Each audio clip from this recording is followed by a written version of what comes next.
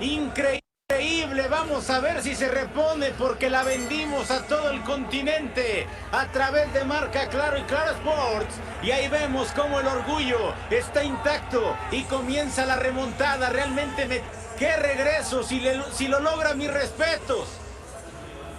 Allá va, vamos por los últimos 100 metros. Aparece Estados Unidos al frente, Australia, pero Países Bajos con Hassan que realmente se ha recuperado.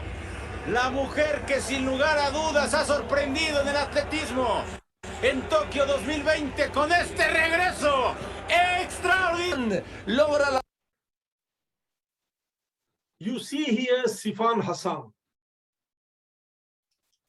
You see here Sifan Hassan from Netherlands, who tripped on a competitor who had fallen before her in the Tokyo Olympics.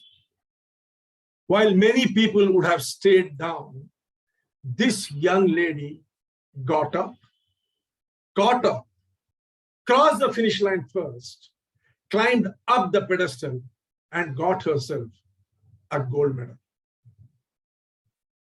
How many of us are as tough as us? The question is, are we going to let the pandemic, which has damaged our business, education, and social life, and our hopes of a prosperous life totally? Or are we going to get up like this athlete who won the Tokyo Olympics even after falling down? Anyone else in her place would have given up because the Olympics is all about a few seconds, but not this young girl. She got up and won the race. We too are facing something very similar. The world has been brought to a grinding halt by a pandemic, which is again threatening to grow large. Here is a report from McKinsey. You can see here that on the 1st of August 2021, the report is that again it has started climbing up. New cases of COVID-19 are once more climbing past the 500,000 mark, and the world is under a serious threat. The report from Training and Development Industry Journal says the COVID-19 pandemic has broken the back of corporate training. But it also claims that what has happened is good. Now, what has corporate training got to do with the COVID? Before the COVID, learning and development, be it in the school or in the corporates, was all done offline in the classroom. But since the COVID has struck, everything has gone online.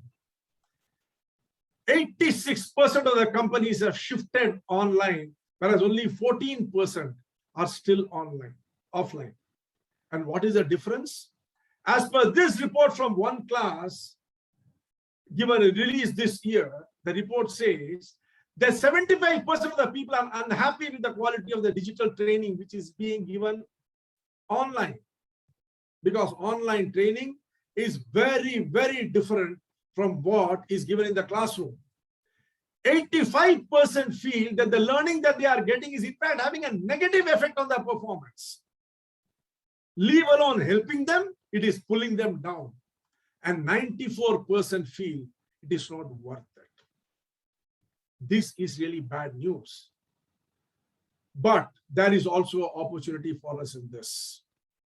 In the same tone, ATD, the Association for Training and Development, says that organizations with trainers who had at least an intermediate knowledge of cognitive sciences and instructional design with advanced knowledge of at least one theory are more likely to be high performers and create a positive impact in their organization. Friends, 3 billion people require to be trained worldwide. The entire climate worldwide has changed. 13.2 crore people have lost their job in this country alone. It is time we upskill to recover in the new normal. There is an immediate requirement for everyone to upskill. Life and everything associated with it is going online. and digital, and every one of us need to retrain both our capabilities as well as our mindset. The same report from training and industry says the training and development field is evolving. Adaptation is necessary for our survival. Virtual training should always be direct and to the point to engage learners and keep their attention. These are all very, very, very important observations, particularly at a time when jobs are at stake, people are losing jobs, disposable income has gone down, and the pandemic does not seem to be receding at all. The question is whether all this is just an emotional outburst, or is there any concrete study which says that training in the classroom and training online are two different things? Because there have been people who have been training in the classroom. Why is it they can't go online and train? Let us see what study and research has said. 3 world leaders, the Harvard Business School, Forbes magazine, as well as Stanford Business School says that we need to really learn how to present in the online platform before we go online. Today, my dear friends, through my 44 years of experience and the studies of experts worldwide, what it is they are saying, I am going to be discussing with you the secrets of presenting like a master on the online platform. Let's start with secret number 1. I stand in pause where I shall first begin, is what Shakespeare had said. His advice to speakers was on the online platform, don't rush to start speaking as soon as you go online. Those first few moments are the most difficult. You are nervous, there are butterflies in your stomach. You are wondering how the session will go. There are maybe 100 odd people waiting for you to speak. At such moment, silence is your enemy.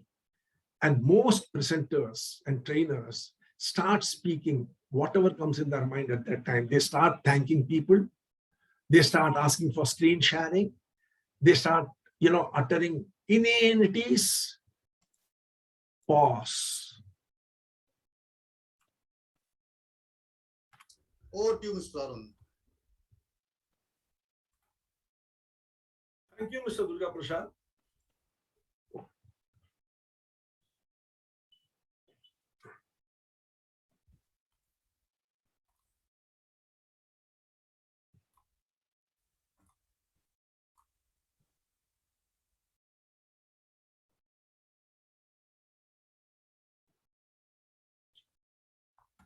Knowing when to act and how will get you what you want. Before seeing when to act, let us see how to act. This was a snippet from a program which I had given earlier. You saw just now that on being invited to talk, I didn't rush.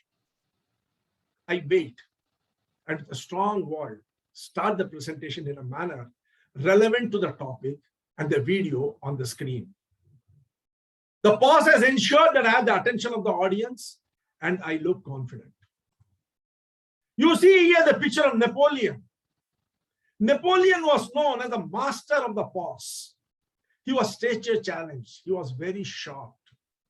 And he spoke to his French troops in a voice that bore the crude Italian accent of Corsica, his island birthplace. But Napoleon knew what few of his peers knew. It seemed as if he grew millimeter by millimeter as he paused for sometimes 40, 50 seconds. The pause was his key to magnifying his message. Don't be in a hurry.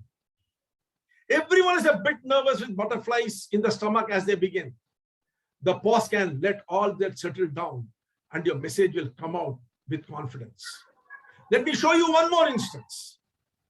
When this 5'2" lady, Queen Elizabeth II, came to Washington in 1991 for a state visit and presented a ceremonial remark in the Rose Garden, she could barely peer over the lectern, which was adjusted to the height of bush. Can you please mute? There is a lot of background noise coming. Once properly, a stool was brought and the stool was given to her. She climbed up on the stool and then she paused, she waited. In effect, forcing the audience to react to a silence. The pause was a psychological equalizer. And who doesn't know this person? Hitler, whose eloquence was only exceeded by the evil that he stands for. There are films showing the time when he declared the Second World War. For 5 minutes in Berlin Square, he stood, fidgeting, quiet, looking, fidgeting with his mustache, the paper and everything. And then in a low whisper, he started, "We want peace," and ended up by declaring war. A war in which he overnight ran Europe. A pause in the place of non-words is very important. It will make you look as if you are weighing each word and speaking. That will add weight to your delivery. A pause will make you look confident and make you feel sure of yourself. Let's move on to secret number 2. Look with favor on bold beginnings, is what Virgil has said. The opening. Once the pause is over, it is the opening which is going to introduce you to the people. Now let's start. Today morning when I got up, I was feeling absolutely disgusted. Why? Absolutely disgusted. And I thought it is necessary for us to make a statement. We need to put someone in place and tell them that you are not going to get away with whatever you are doing. And I could only think of one person who is the right person to do it. Recognize this person? Can anyone of you recognize him? He is Kulusan Kharwanda. Okay. He's Any other Allama. guesses? He is Iqbal. Absolutely. Who was that? Iqbal. Chandra, this is Zafaruddin. the great Shair Iqbal, who said, "खुदी को कर बुलंद इतना कि हर तकदीर से पहले खुदा बंदे से खुद पूछे, बता तेरी रजा क्या है?" कोविड की ये मजाल कि हमें बैठा दे कमरे में. No, we are going to enjoy ourselves to such an extent that COVID or no COVID, we are going to chill, we are going to rock, we are going to make a life of it. And send a message to COVID that try what you may, son, you are not getting away with your plans. We conquered you once, we are going to conquer you again, and not just you. Bring all your brothers, we will conquer them too. With that, let us start our story with this person, Chester. Chester was an absolute genius. Ensure that your opening is novel, unique, and bold. It should set the tone for the entire program. People should feel energized. You should raise them up. Boring openings will only lose you your audience. You see here a gentleman who was a slave. In 1875, a slave was asked to open the talk in a business establishment in Atlanta. This slave's name is Booker T. Washington. Do you think he started off the speech by thanking his white hosts for being given an opportunity to speak? Did he thank the white host for extending him an invitation? No. He opened by saying, "Gentlemen, 1/3 of the population of the South is of Negro race." By stating this stark fact, Booker T. Washington grabbed the attention of his audience and ensured that throughout his speech, people were glued to what he was telling. Now, I'm going to show you a picture. I'm 100% sure you will all recognize one of them. Yes, one of them is the picture of Abraham Lincoln. But can any one of you tell me who the other is? Take a guess. Who could be the other? Unmute and answer me. Winston Churchill. Any other guess? The other is the picture of Stephen Douglas, the person who was a huge, great orator who in fact made Lincoln what he became. Stephen Douglas hammered Lincoln, the newcomer, when he first entered into politics. And then it was Lincoln's turn to speak. And this is how he started. He said, it is true what Mr. Douglas said, that I did run a grocery store and I did sell goods, including whiskey. I remember that in those days, Mr. Douglas was one of my best customers. Many a time I have stood on the other side of the counter and served Mr. Douglas whiskey. But the difference is I have left my side and have grown. But Mr. Douglas sticks tenaciously to his and continues to drink. He crushed Douglas and announced the arrival of Abraham Lincoln with that one opening speech. Lincoln had started the speech. If Lincoln had started the speech like many by saying, good evening, I'm happy to be here for the first time, and all that rubbish, he would have lost out. My dear friends, Churchill has said, opening amenities are often opening inanities. By starting with something pleasant but unoriginal, you will sound dim and dull. Yet, 99% of presenters and trainers start off this way. As you sit down to create your presentation the next time, spend a lot of time on your opening sentence. Prepare it, polish it, practice it. Plan that opener, then take a pause and deliver an absolute blinder. And ensure the expectation of your audience is raised up to the level that they sit glued to every word that you say. That brings us to secret number 3. And what has Shakespeare to say about it? Speak plain and speak to the purpose. Many a person starts off without talking about the purpose. There is a purpose why you are here on the online platform. You have to be true to that purpose. Then only your audience will be true to you. That knowledge is very, very important for success in life. And it's nothing, that it is not an earth-shaking thing to get today. In the world of internet, knowledge is available for anyone who is interested in gathering it. The second point which is required is skill. So many training programs are going on, offline and online. So much support is there from so many resource people that acquiring a skill is no more a difficulty. It is just a matter of, your desire. If you really desire, you can acquire the skill. So both knowledge and skill are available to people for the asking. That brings us to attitude. We all know that attitude makes or breaks a person. The biggest advantage of this period that we live in is the media. The media has exposed everything.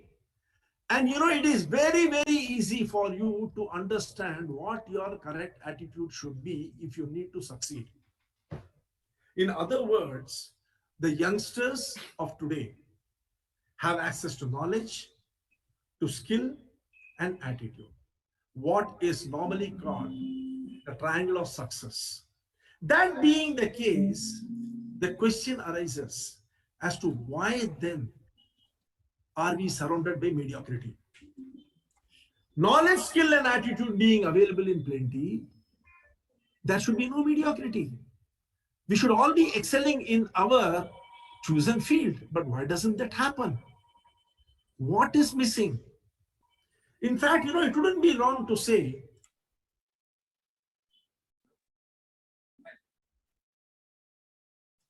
that the fourth dimension, which is the subject today, is the deciding factor. The purpose and the insight or message of your program should not only be clear in your mind, it should also be the driving force of the program. You should be able to explain the purpose in very easy and short way.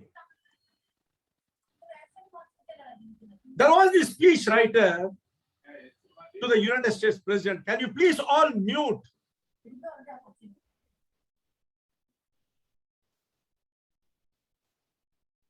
Please don't disturb. Keep it muted. The speechwriter to the United States President Fred Fox was called to the Oval Office where Eisenhower was sitting at his desk. The speechwriter gave a big speech to him.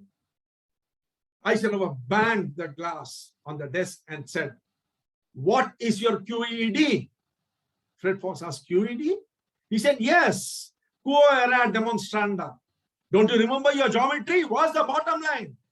And then he threw at him a matchbox and told him, "Write the entire speech's message in that back cover of the matchbox. If you can't write the message in the back cover, it is not worth giving." You should be very clear in one sentence what you want to say. In 1937, Winston Churchill was going to a small dinner party in London flat to which some key members of the Conservative Party were invited. He had to speak to them about the impending war. The cab went and stood there in front of the house, but Winston Churchill did not get down. The driver reminded him that we have reached the place. Churchill told him, "Wait, I am not ready with how I am going to speak, what I am going to speak, and what I am going to say. Let me first get clear in my mind." He waited for some time and then he went inside. And this is the sentence he spoke, which he had taken from George Washington's farewell address. The sentence was, "The only way to ensure peace is to prepare for war."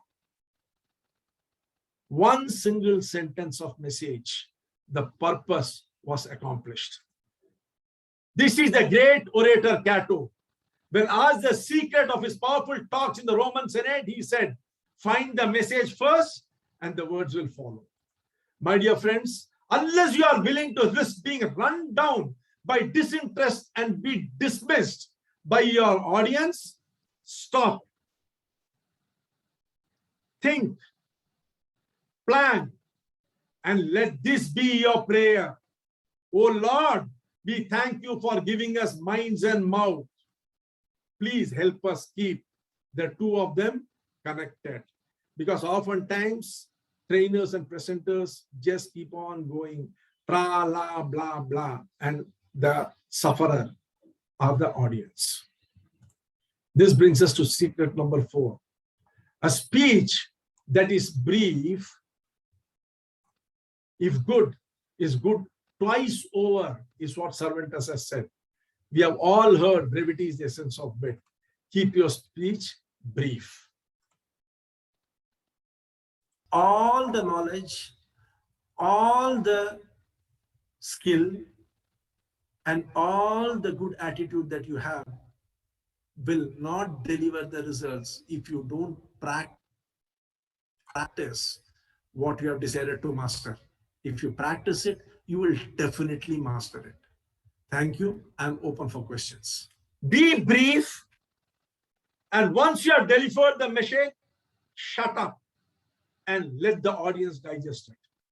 More often than not, we love our voice so much that we keep on talking and boring people.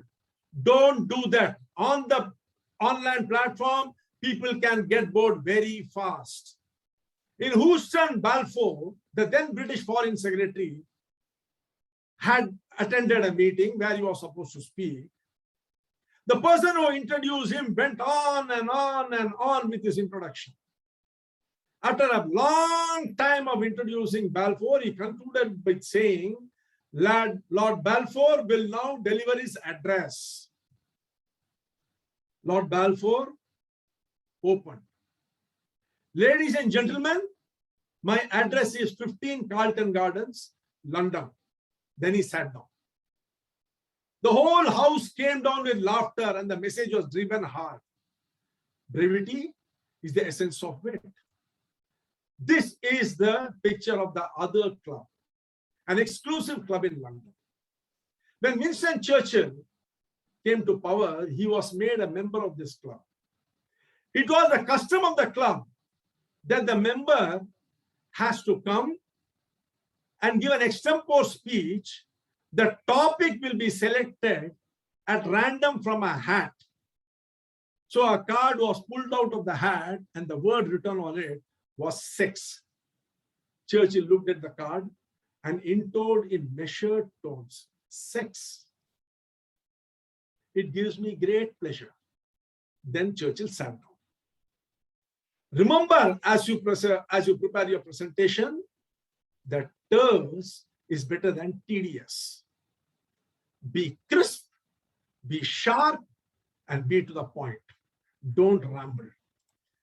Secret number 5. A statistics should tell a story. Statistics are important, but they can be very difficult things to handle. Are you aware that Reagan put 2 contact lenses specially made for him? One to correct nearsightedness and the other to correct farsightedness. In other words, one to read the text before him and the other to look at the audience. Statistics are like Reagan's 2 contact lenses. One for immediate credibility. When you read a statistics such as 1,23,411 new customers were made last year, you cite the precise statistics to gain immediate credibility. But for long range, you have to say something like, we have doubled our sales in a year.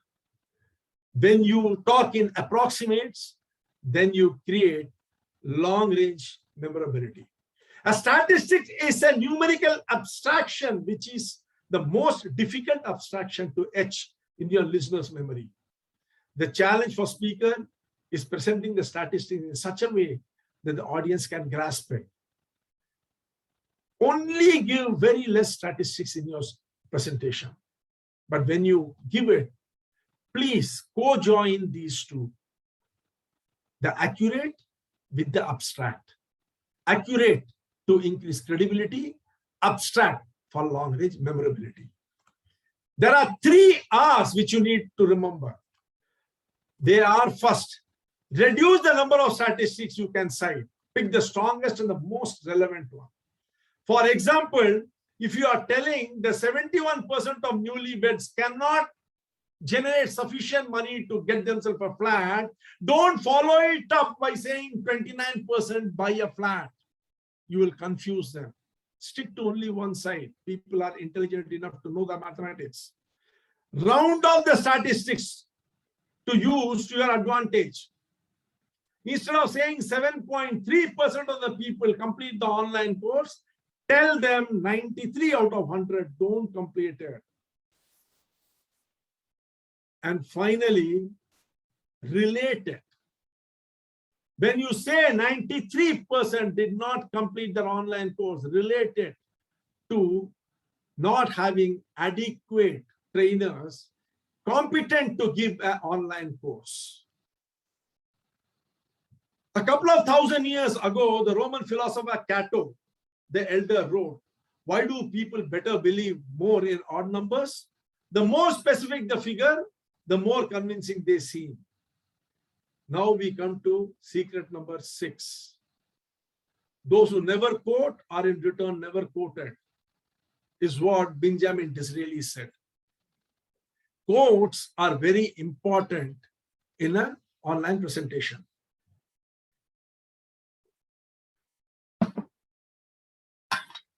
Here too, you should follow the rule of 3. You should always make a quote with which you are very comfortable. You know very well. The biggest reason is the flow should be smooth and the pronunciation should be correct.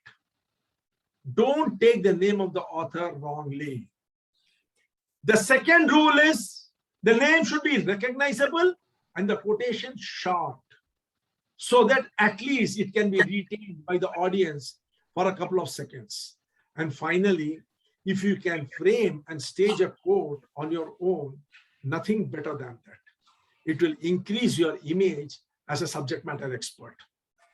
That brings us to secret number 7. Be better a witty fool than a foolish wit, is what William Shakespeare has said. Humor is very important. But there is a difference between a joke and humor.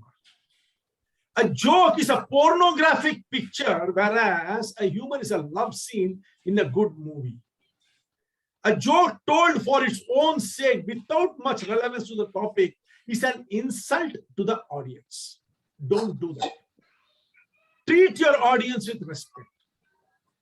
Please always remember that your audience knows more than you. Just because you are the presenter, don't go and crack jokes which are not proper. Please mute. Mr. Vaidishwaran, can you mute everybody?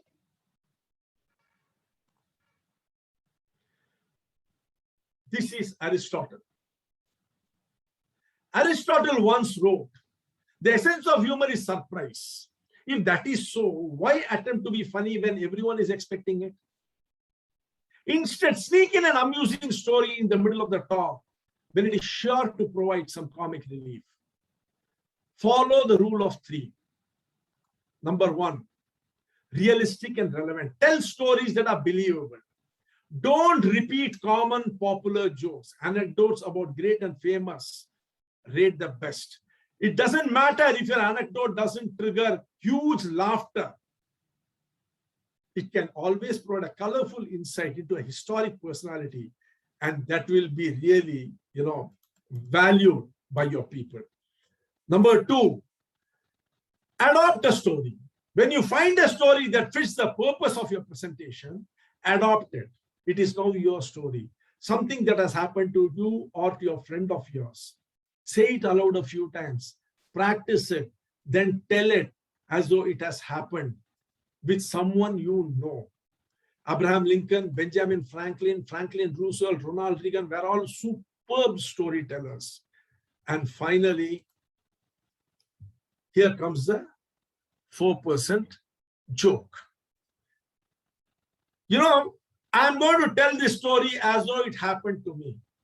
In most societies, business has become almost a dirty word. People don't like the word business, and profit goes along with it. This is the story of a classmate of mine. We all graduated out. He was among the people who barely scrapped to pass.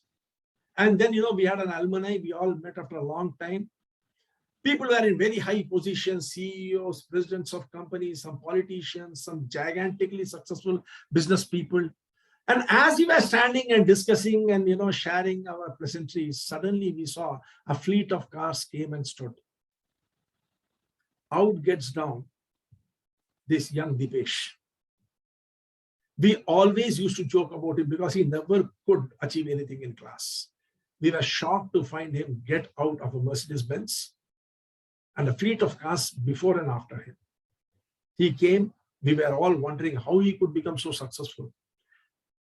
One of my friends, Rajneesh, he just happened to ask him, Dipesh, how is it you have made it so big?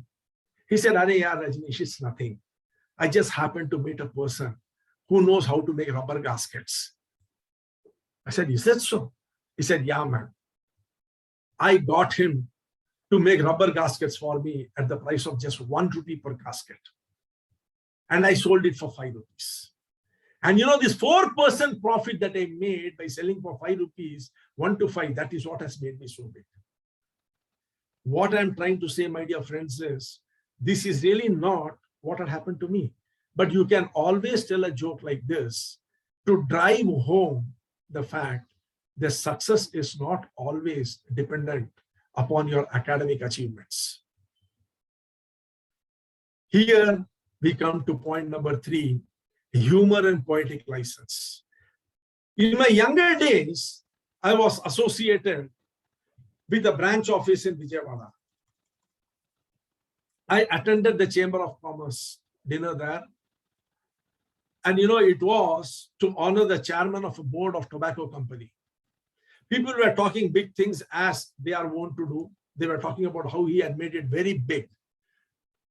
He had come with a stick and a cloth bag hanging to it, and he had made it so big that he was the chairman of a tobacco company. He had multiple companies today.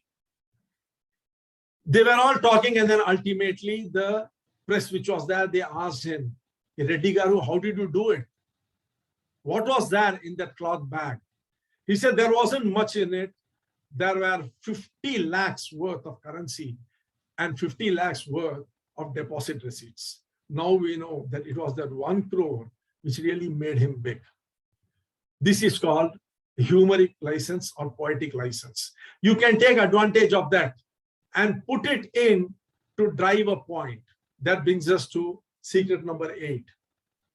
If you can't explain something to a 6-year-old, you don't understand it yourself. That is what Albert Einstein has said.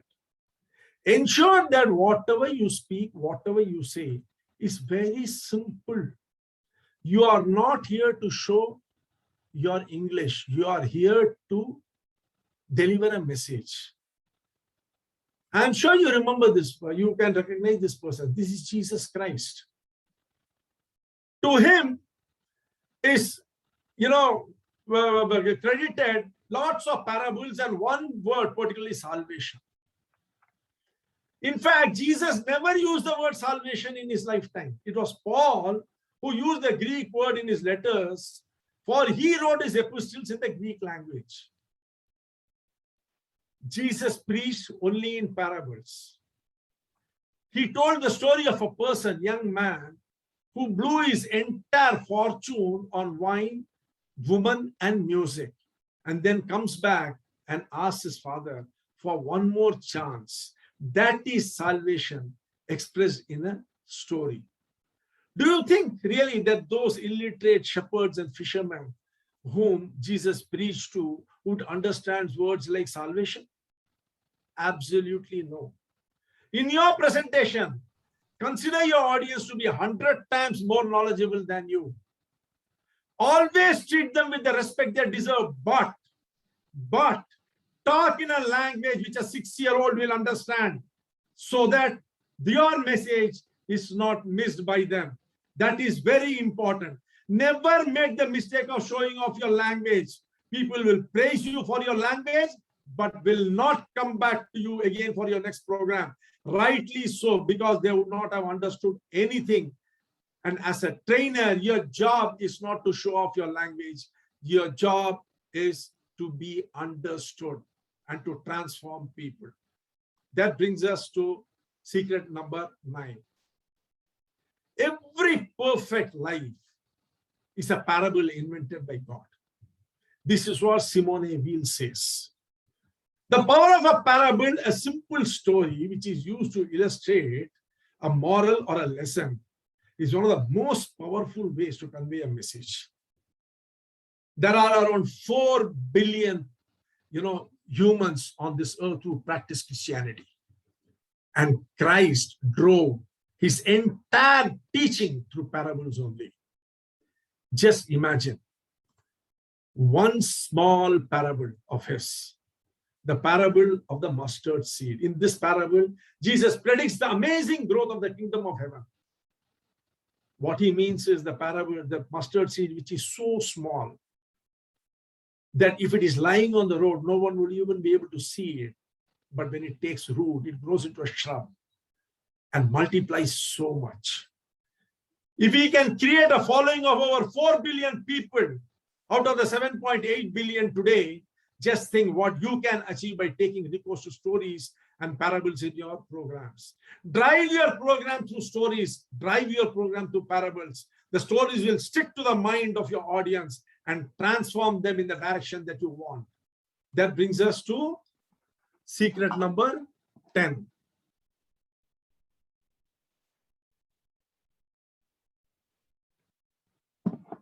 What does Shakespeare has to say about this? He says, these words like daggers enter in my ears. William Shakespeare, one-liners. One-liners are very, very, very important in presentations. People remember that. Only thing is don't use too many. One or two here and there to enliven your presentation. The secret of coining a one-liner was given best by Winston Churchill, who created the acronym of CREAM. C for contrast, R for rhyme, E for echo, A for alliteration, and M for metaphor. You can create a one-liner based upon all these five. Contrast, attract opposites.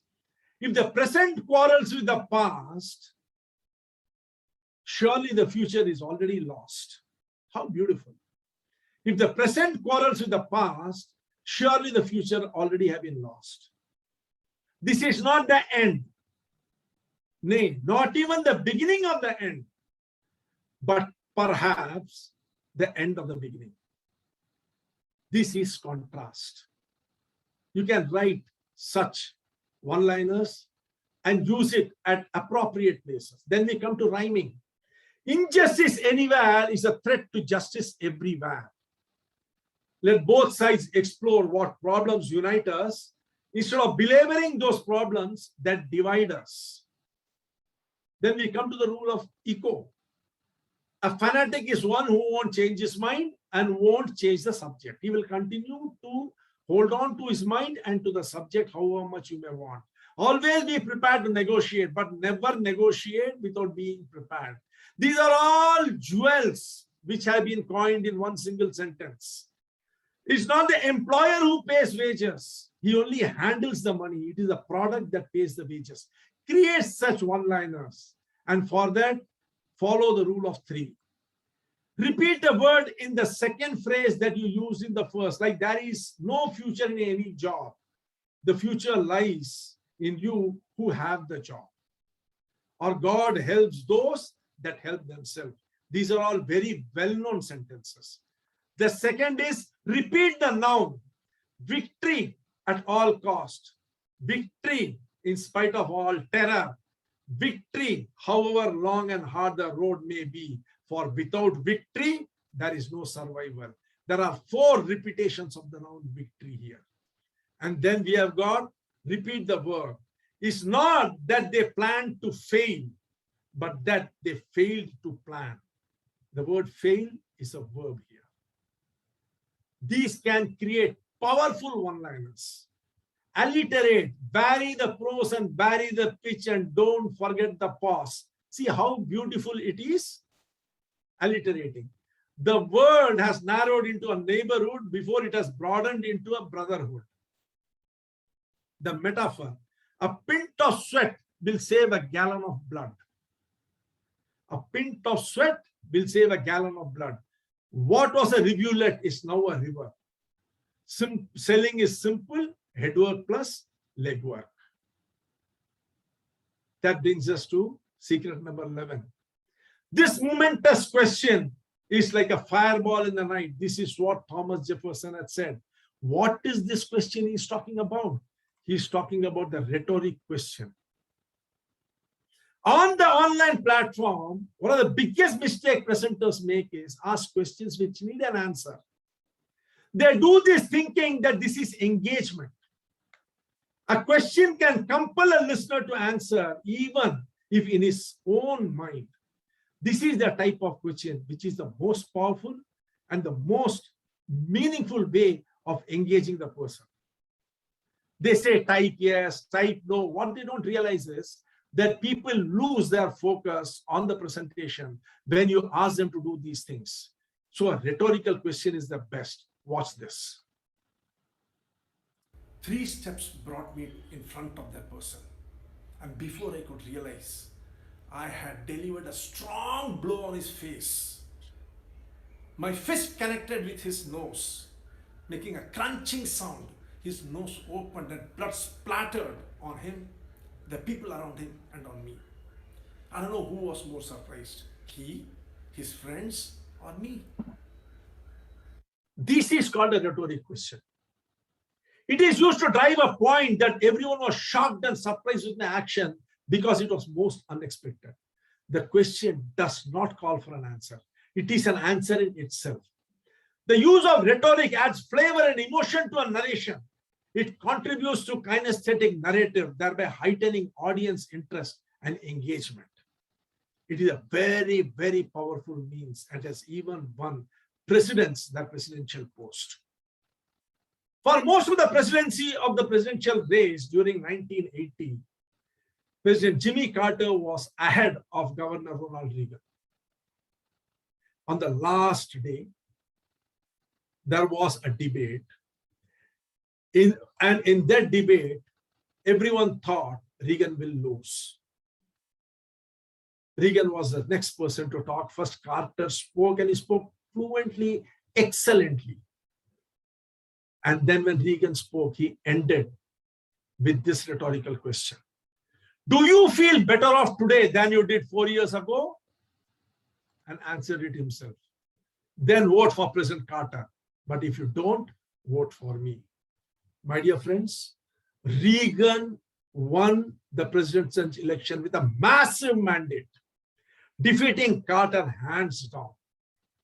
It was at that moment of that rhetorical question that the Carter campaign disintegrated totally. Sometimes a rightly phrased question packs the electric brightness and power of a lightning strike. It can, it can demolish everything that has to be demolished. There is this incident which happened. A homeless man had broken into a restaurant, eaten some food, and was taking shelter inside because it was raining outside. He went out to sleep. The next day morning, the restaurant owner came, called the police, got this man arrested, and brought in front of the magistrate. It was an open and shut case. There was nothing to discuss. The person was inside the hotel. He had broken into it. He was booked for breaking into larceny, robbery, everything. On the stand, while cross-examining the accused, his lawyer asked him the question, have you ever served in prison? That homeless old man answered, yes. The lawyer asked him where?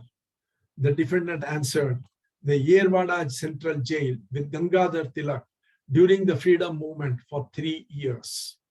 The lawyer turned to the magistrate and asked, don't you think, Your Honor, that the old man has served a long enough time in prison?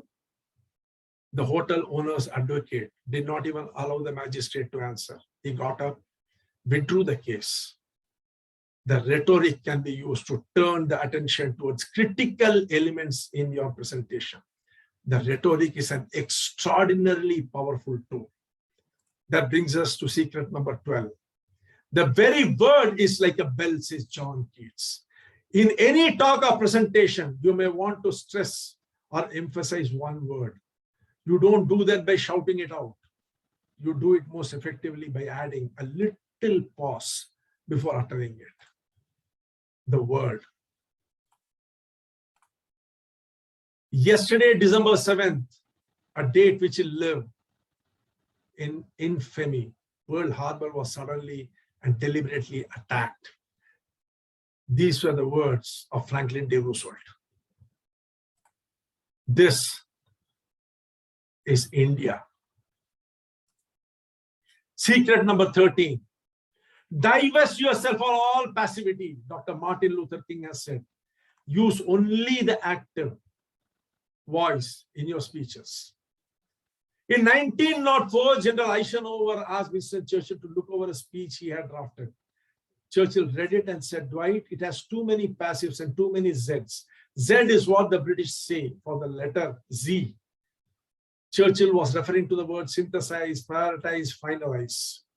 What Churchill meant was, don't be circumspect, be direct and hit at what you want to say. On the platform, that is what will work. Certain misstatements were made. How difficult or easy is it to understand? What I am trying is, we lied. This is what the active voice. Certain misstatements were made is a passive voice.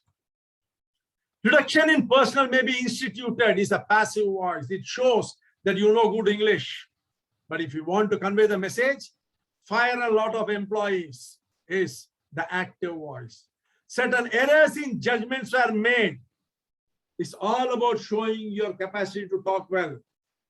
Be goofed up is the active voice. The passive is a verbal tool of those who want to exonerate themselves. They don't want to take responsibility. But active voice means you are up in the front with your chest all puffed up to take responsibility for what you're saying. That brings us to secret number 14. Our words have wings, but fly not where we would, was George Eliot. He's talking about emphasis. Emphasis says to the audience, ready, steady, listen. It is lost. Reconstructing is a painful process. And the stories which go to being told are those which have a purpose of the teller behind it. He wants to drive those stories with a message.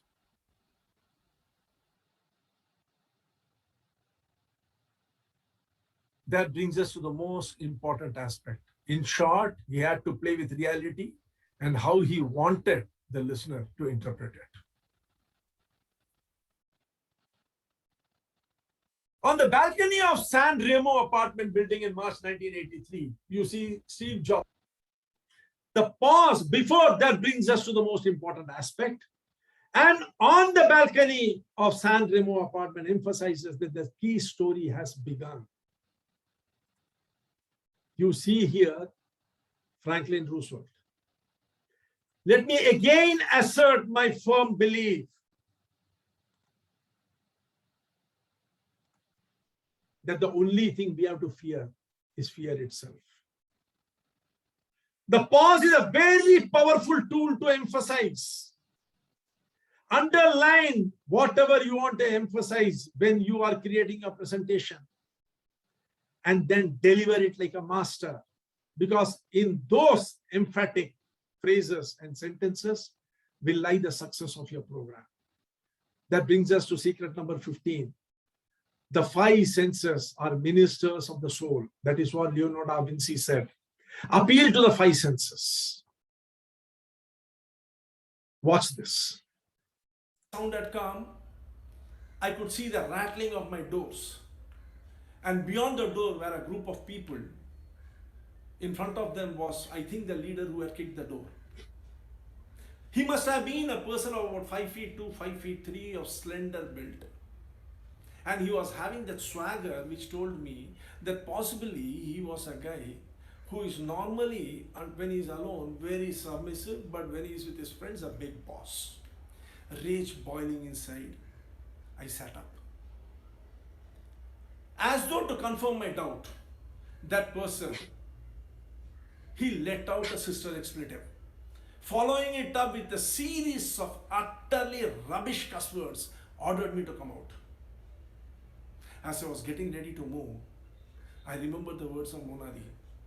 She had cautioned me not to get into any scraps. I could not but admire her, that she could foresee what was going to happen. I got up. 3 steps brought me in front of that person.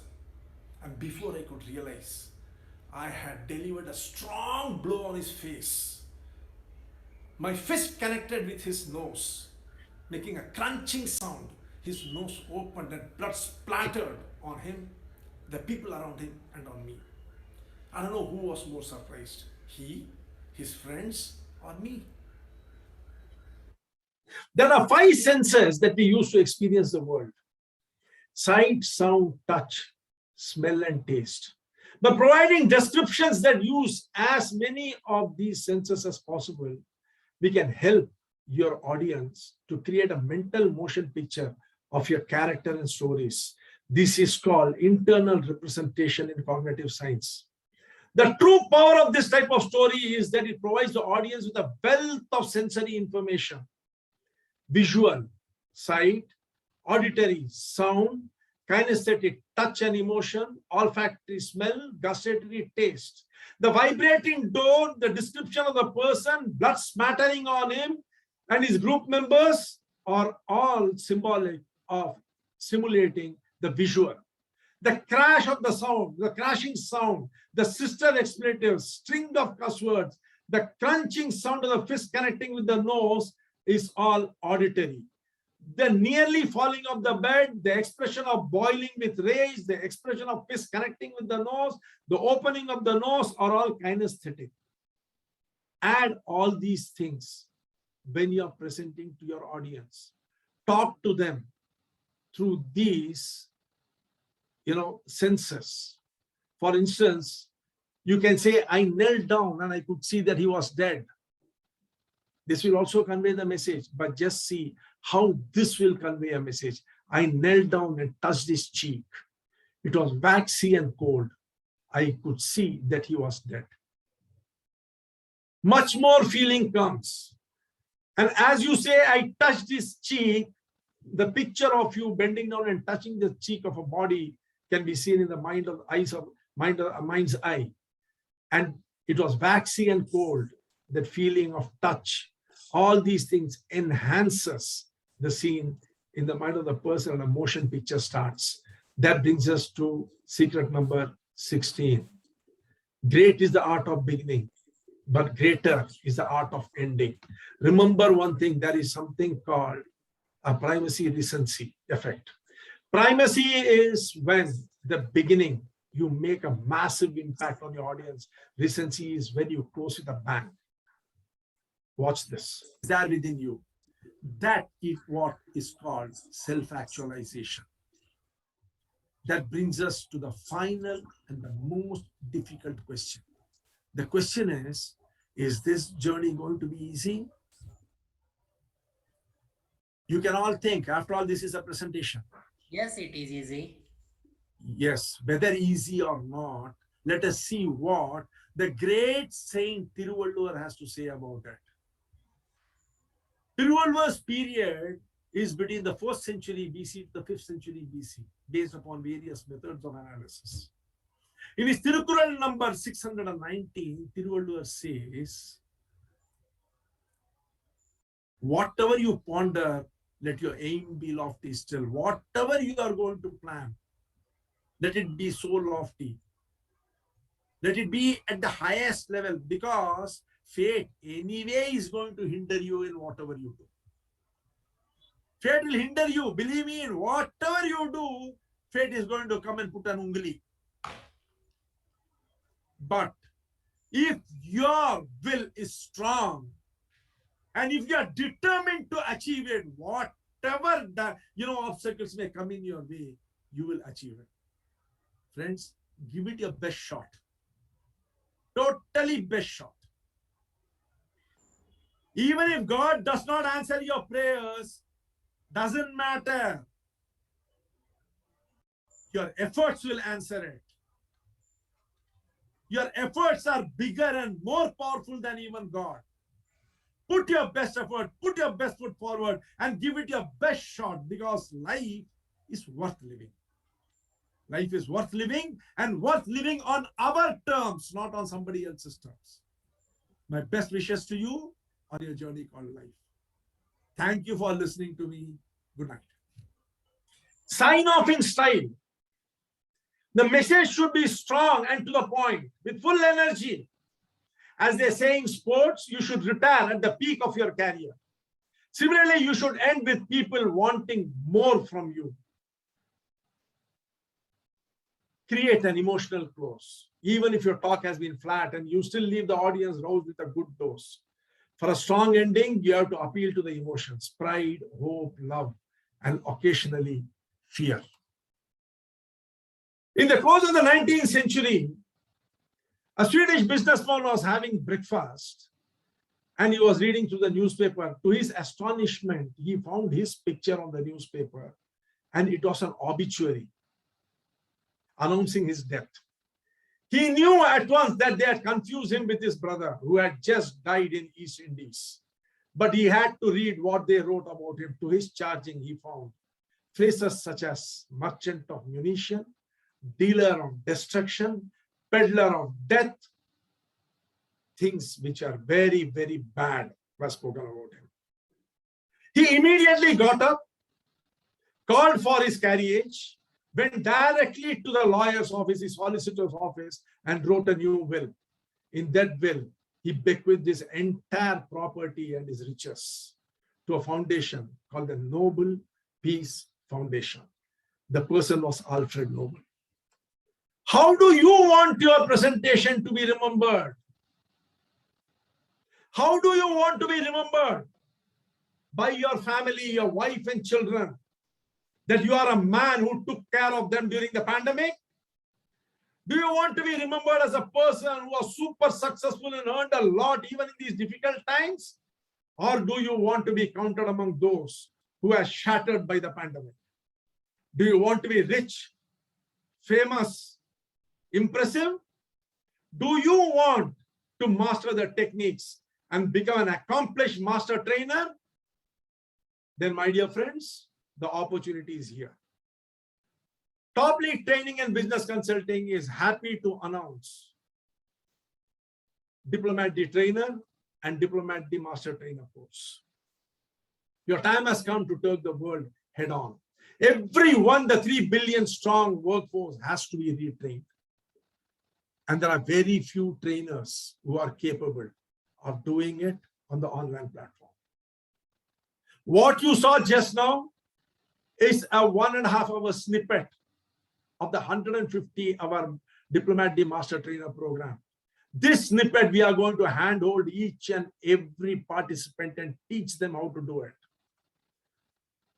A world-class curriculum has been created, which will start with the science of learning, where we will start with the community of inquiry, go on to the Bloom's taxonomy, to the taxonomy of cognitive learning, and then to the nudge theory, propounded by Richard Thaler, for which he got the Nobel Prize in 2017. Each and every one of these aspects, these theories will be taught to the participants so that they will know what real training is.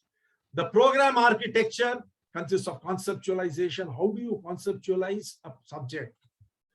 How do you structure and architect it? How do you create an opening? People may think there are just 1 or 2 types of opening. There are more than 26, 27 types of opening. Each and every type of opening will be taught to you. How to create a structure of the body, how to create a closing, and what is the languaging which has to be used so that you can get the best benefit of the platform. The program architecture will continue with priming, the recency primacy and the reality distortion effects, how to create baiting and looping. Program architecture will continue with how to use rhetorics and questions, slicing and compacting of programs, and the storytelling techniques.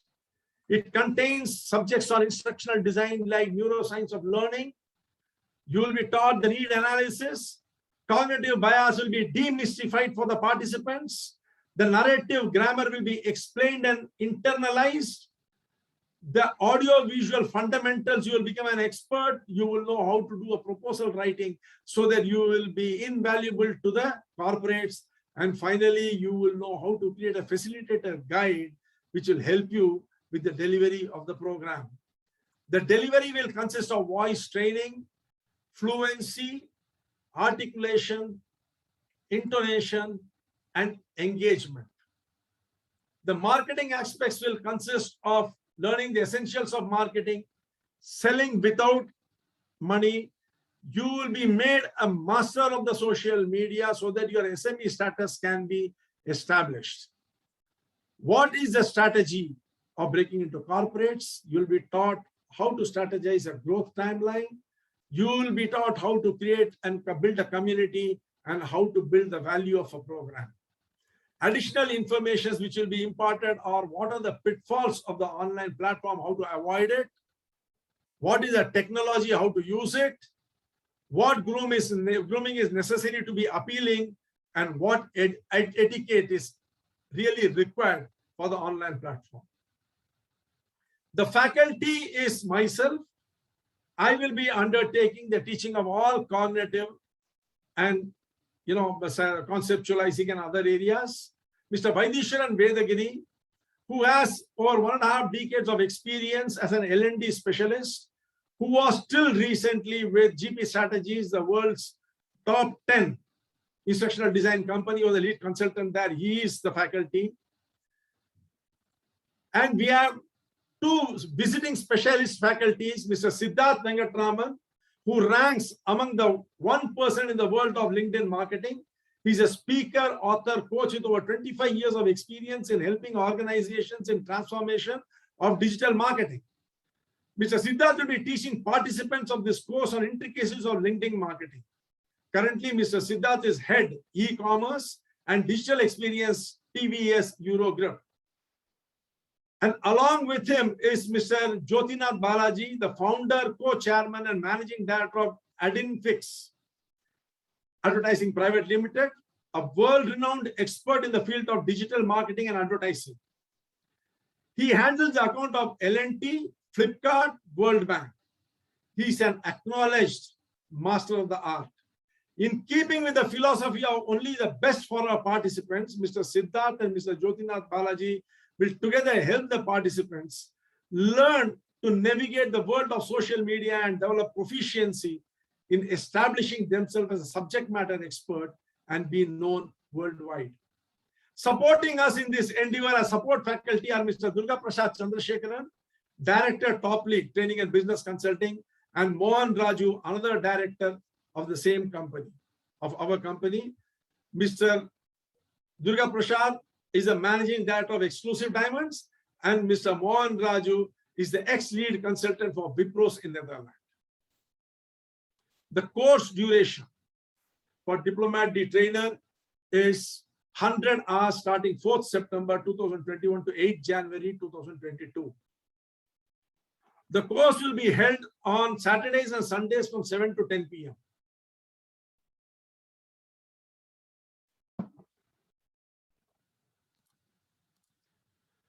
Trainees will be split in groups, and experienced faculty members will help practice the teachings of Saturday and Sunday for 4 days, 1 hour each till the next Saturday, to help internalize the learning. Like this Saturday and Sunday, the classes will be there from Monday to Thursday, 4 days, 1 hour each. All the teams will be, handheld to internalize whatever has been taught. Trainees will get access to the platform and our database of 75,000 odd people for 1 full year to give programs with our support. Trainees will get access to full video recording of the course for full 3 years. The entire course recording will be available to them. The course fee is 30,000 plus GST if you want to pay in 4 installments, or if you want to make 1 single down payment, it is 25,000 plus GST. You can immediately register with 999, and then our people will get in touch with you and help you on the balance amount.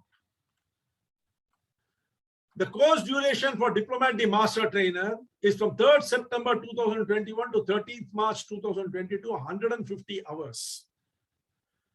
The course will be held on Fridays 7 to 10 p.m. and on Sundays 11 a.m. to 2 p.m. The course fee for Diplomat D Master Trainer is 85,000 plus GST. We split the responsibility as pay before the course and pay after you earn. Pay before the course 60,000 plus GST, payment in 4 installments, or 1 single payment of 50,000 plus GST. Pay after you earn 25,000 plus GST. We assure to help you earn 2.5 lakhs in 1 year through our platform alone, not to speak of what you will give outside. You pay 10% of it, 25,000 plus GST, the balance is yours to take home. Register today with 999 only. The course architecture, the groups, the participants will be split into groups, And for 4 days, 1 hour each till Friday, they will be handheld to internalize everything. Trainees will get to use the platform for 1 full year, and during this period, they can use our database to give programs. Trainees will get access to full video recording of the course for full 3 years. Wait, there is a bonus. Before the course begins, we will be doing a Florence Littare personality test. That is your psychometric profiling. Every trainee will be assessed once before and once after the training program by Florence Littare test, and the official report will be sent to them to form a part of their biodata, establishing their credibility as a master trainer. Those who enroll for the advanced course can do portions of the basic course for free if they should want to revise some of the areas. You will be given help through the size of our catchment area, which we have got. On Facebook, we have a catchment of 50,793 people. On WhatsApp, 6,842, and a community of 9,548 corporates. And Top League by itself has got a catchment of 7,214, totaling to 74,357. My dear friends, our associates, if they pass on your program details to just 2 people, you will be having a contact of over 2 lakhs. Just imagine, what will you need to spend to reach such a big audience? Summary of opportunities. You get an opportunity to establish a new highly rewarding career. The whole world is collapsing all around us. Companies are closing down, people are losing jobs. Life has become uncertain. At this time, you are getting an opportunity to become a master trainer and start teaching those people who require to be uptrained and upskilled. This is a huge opportunity. With the click of a mouse, you can reach New York. You're not restricted to your locality alone. 150 hours of online training by experts, followed by 104 hours of follow-up and practice session by the support faculty, totaling to 254 hours of hands-on training. Recording of the entire course to be available for 3 years for revision and mastering. Summary of opportunities continues. Access to platform and database from Top League faculty and marketing, and access to community members available for full 1 year to earn while you sharpen your skill as a master trainer. Opportunity to earn over 3 times the course fee in 1 year through the platform. And finally, opportunity to be assessed twice by the internationally acclaimed Florence Littare tool. Participants on enrolling for the advanced course will be eligible to attend the classes of basic course if they wish to do so. Mr. Vaidisharan, please post the link in the chat box so that members who are interested can click the link to register now. Yes, Mr. Arun. Participants, I have posted the links in the chat window. If there is any question, please ask.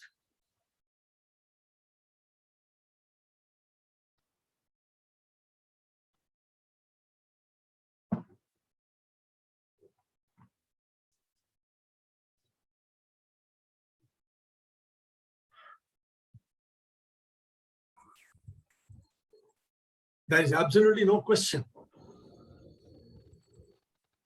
Sir, very good evening. This is Anbu here. Yes, Mr. Ambedkar, tell me. Is there any prerequisites for this training program? Suppose what are any qualities or something, qualification and qualities? No, Mr. Ambedkar, to become a trainer, no prerequisite is required, excepting that you should be able to speak.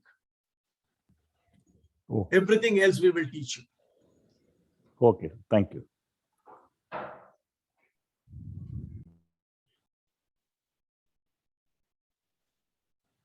Any other questions? Sir, hello. Yes.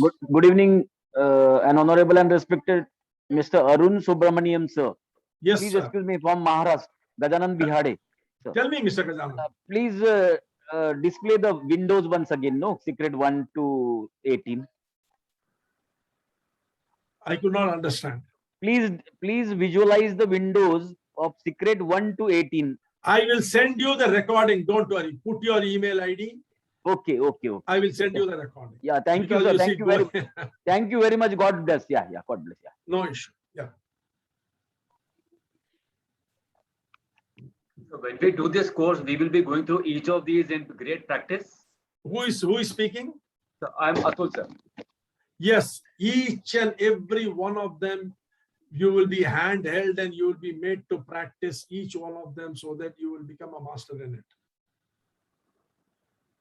Thank you, sir. You see, there are various aspects to the training, Mr. Atul. There is conceptualization. How do you conceptualize a topic? Then how do you structure your presentation?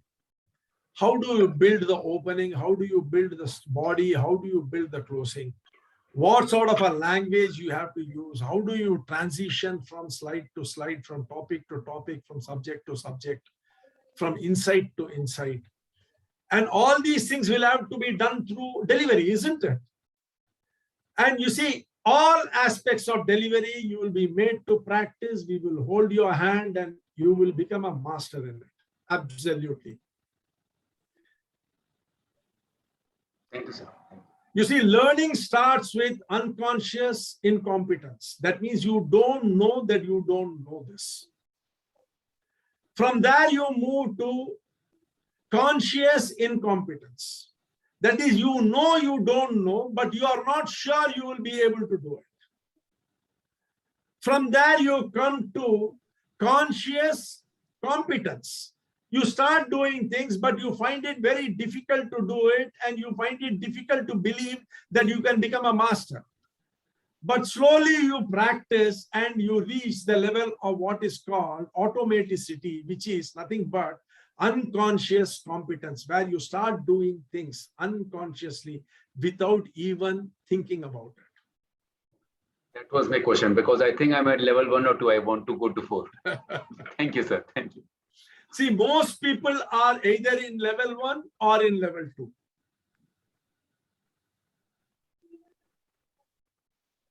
Yes, anybody else? Any other questions? Yeah, good evening, sir. This is Anup from Delhi. Yes, Mr. Anup. Yeah, sir, I'm basically an ex-Air Indian with an aviation background of 39 years of experience. And I'm a certified aviation instructor. Okay. I'm 65 plus. Do you think this is the right time to join this course? What do you think is my age, Mr. Anup? Must be more than me. Fortunately, same age of you. Okay. Okay. You see, I'll tell you one thing. Life begins after 60. If you have the passion to create transformation in people, you can do it at any age. We have a gentleman called Mr. Vijay Brooklyn in this course. He has already registered. I would request Mr. Vijay, if he is there on the platform, to unmute and tell what his age is. I am just 72 young. Mr. Anup, with this vast experience that you have got, thank you, Mr. Vijay, the vast experience that you have got, Mr. Anup, if you want to share it with the people, online is the platform for you, because you are in Delhi, right? Yes. If you are going to conduct classroom training, you can do it only in Delhi, Noida, Gurgaon area. But now, sitting in Delhi, you can reach Denmark. No one can stop you. Right. Anyone else, please? Thank you. Thank you very much. We will handhold you to ensure that you become a master in what you want to do. Thank you. Thank you. Thank you, sir.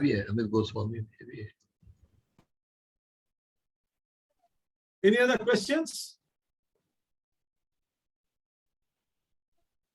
Mr. Arun, we have received registrations from Ms. Sunita and Mr. Ramanan. Okay, thank you, thank you. Welcome, Ms. Sunita. Welcome, Mr. Ramanan. Anybody else wants to ask any question? Sir, myself, Mohammad Bawa from Kerala. Yes, Mr. Bawa, tell me. Sir, I have joined lately, so I don't know what's the syllabus and how. What about duration of the course and all? Sir, can you explain it very few sentences? How many times it will take on like that? What do you want to know? Because I can't do the whole thing again. So what I suggest is, please put your telephone number in the chat box. I will get in touch with you. My people will get in touch with you and explain to you. Chat disabled, sir. Chat disabled, I think. Mr. Vaidishan, can you enable chat? Now, okay, sir. Now it is okay. Yes, chat is now Yeah. enabled. Enabled. You can put your number. We will get in touch with you, Mr. Bhavan.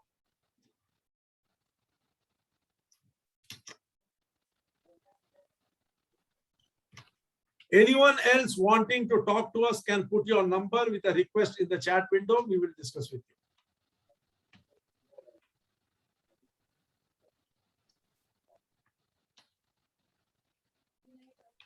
Yes, Mr. Prasad.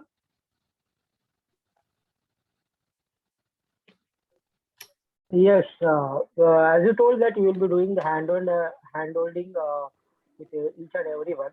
Okay, what are the prerequisites for attending this particular workshop? I mean, what are you expecting from the candidates? What is your background, Mr. Prasad? I am a mathematics professor and as professor as well as an engineer. So when it comes to like delivering lectures, I do academic teaching, and I have got a pretty hold on my subject. So you see, you're already in the teaching community, right? Yes. So you see, but you have been doing it on the classroom. Yes. So you have been driving an explicit learning module. Yeah. Yes. You stand at the head of the class and conduct classes, and at the end of the class or at the end of the year or at the end of the semester, you provide questions to your students and you expect them to remember and replicate whatever you have taught them. Am I right? Absolutely. These are the first two levels of Bloom's taxonomy.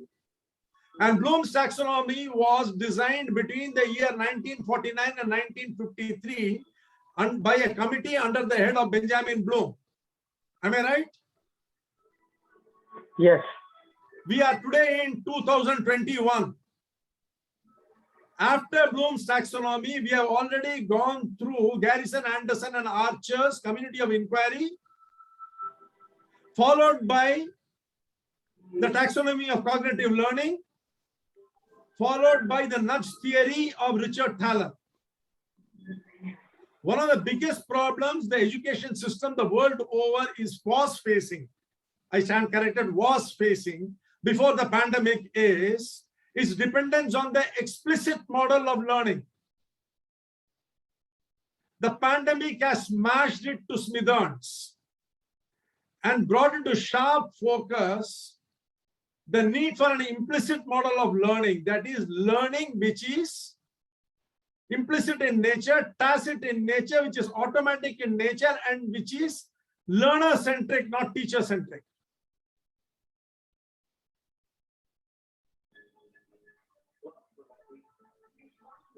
Am I clear, Mr. Prasad? Yes, yes, absolutely. And your acquiring this talent will be of immense use to your students. As a teacher, I presume that is what you want. Yes. If you want your students to benefit, you see, Mr. Prasad, mankind has evolved not because of explicit learning, but because of implicit learning. 80% of everything that a child learns, a person learns in his lifetime is already learned by the age of 3. Explicit learning is subject to the attack of physiological conditions. Alzheimer's, Parkinson's, dementia, senility, all these things can attack. Depression can attack explicit learning. None of them can touch implicit learning. This is what science has found. Anything learned implicitly is permanent. And this entire course of 5 months is going to be driven totally on experiential model, barring the first 4 classes of 3 hours each.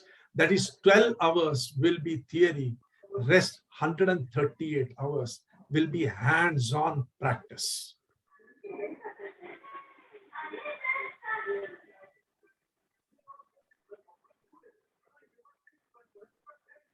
Okay.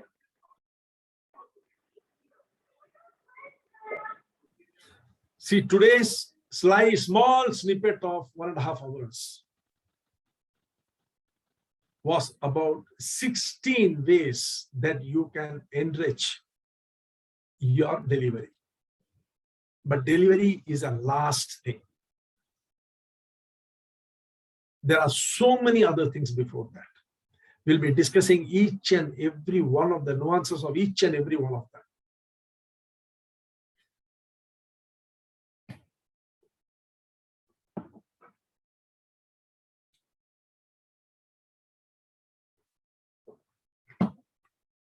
If anyone wants to talk in greater detail, they can put their number in the chat box and we can discuss.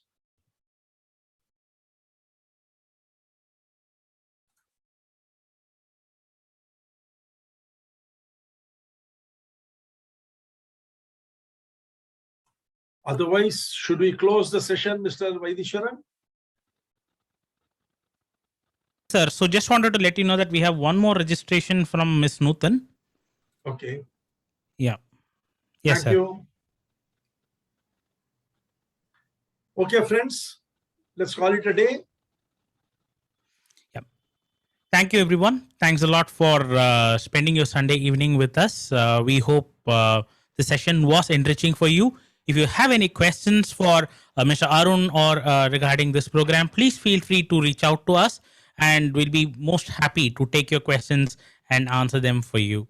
So thank you all once again for spending your Sunday evening with us. Have a good evening and we'll talk to you very soon. Thank you. Thank you. Bye.